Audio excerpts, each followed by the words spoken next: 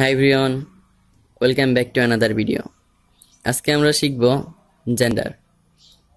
তো জেন্ডার শেখার জন্য আমাদের আগে জানতে হবে যে জেন্ডারটা কাকে বলে। তো জেন্ডার হচ্ছে যে শব্দ দ্বারা কোনো নাউন বা প্রোনাউন পুরুষ, স্ত্রী বা এদের কোনোটিই না বা অচেতন পদার্থকে বোঝানো হয় তাকে জেন্ডার বলে। তাহলে বুঝতে পারলাম যে এটা পুরুষ, স্ত্রী মানে নাকি স্ত্রী নাকি কোনোটি নয় নাকি উভয়, এই জিনিসটা বোঝায়, তখন সেটাকে জেন্ডার বলে। তো এই জেন্ডার হচ্ছে চার প্রকার।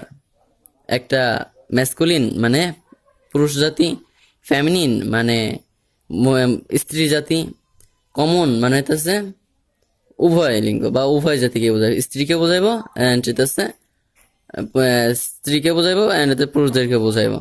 আর একটা হচ্ছে নিউট্রাল জেন্ডার, এটা কোনোটি নয়, অচেতন পদার্থ যেটা জড় বস্তু বলি আমরা। তাহলে এই চার প্রকার হচ্ছে আমাদের জেন্ডার আছে। তাহলে এই চার প্রকার জেন্ডারকে আজকে আমরা বিস্তারিত একটু আলোচনা করব। তাহলে কি ম্যাসকুলিন জেন্ডার? তাহলে ম্যাসকুলিনটা কি? যে নাউন বা প্রোনাউন দ্বারা পুরুষ জাতিকে বোঝায় তাকে ম্যাসকুলিন জেন্ডার বলে। যেমন বয়েজ, ফাদার, টাইগার, লায়ন। তাহলে বয় মানে শিশু, ফাদার মানে বাবা, টাইগার মানে বাঘ, আর লায়ন মানে হচ্ছে সিংহ। এটা হইতেছে আমাদের ম্যাসকুলিন জেন্ডার, মানে সবাইকে পুরুষ জাতিকে বোঝাইছে। তারপর কি আছে? ফেমিনিন। ফেমিনিন মানে হচ্ছে যে স্ত্রী জাতি বা স্ত্রীদেরকে বোঝায়, যারা মহিলা আছে তাদেরকে বোঝানো হয়। তাহলে কি আছে? যেরকম যে নাউন বা প্রোনাউন দ্বারা স্ত্রী জাতিকে বোঝানো হয় তাকে ফেমিনিন জেন্ডার বলে। তাহলে যেরকম কি আছে?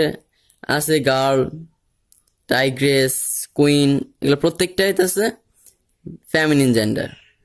আরেকটা হচ্ছে আমাদের কমন জেন্ডার। কমন জেন্ডারটা কি?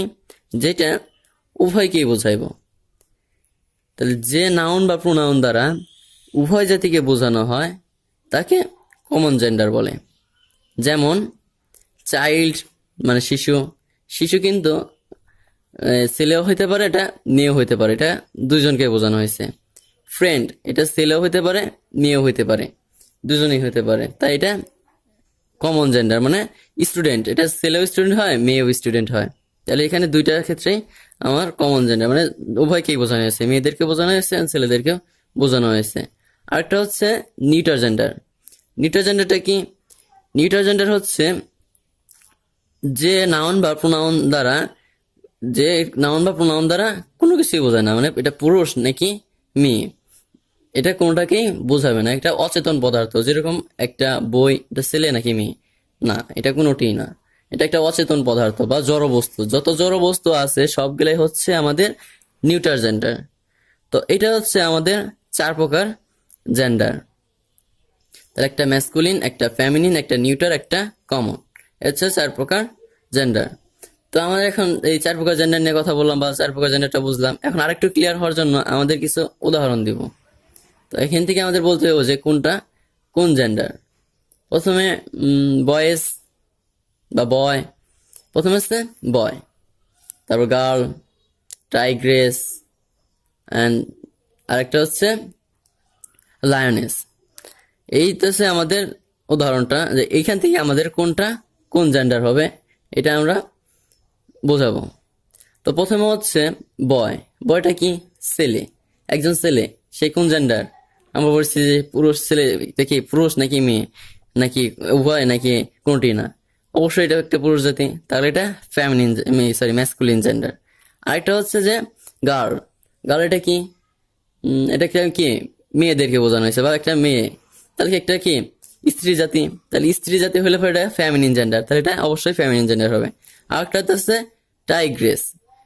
আমরা পড়েছি যে টাইগার মানে বাঘ আর টাইগ্রেস মানে হচ্ছে বাঘিনী, তাহলে কি বাঘিনীটা কি? অবশ্যই এটা মহিলা বা স্ত্রী জাতি বা স্ত্রীলিঙ্গ, তাহলে এটার জন্য হইতেছে ফেমিনিন জেন্ডার।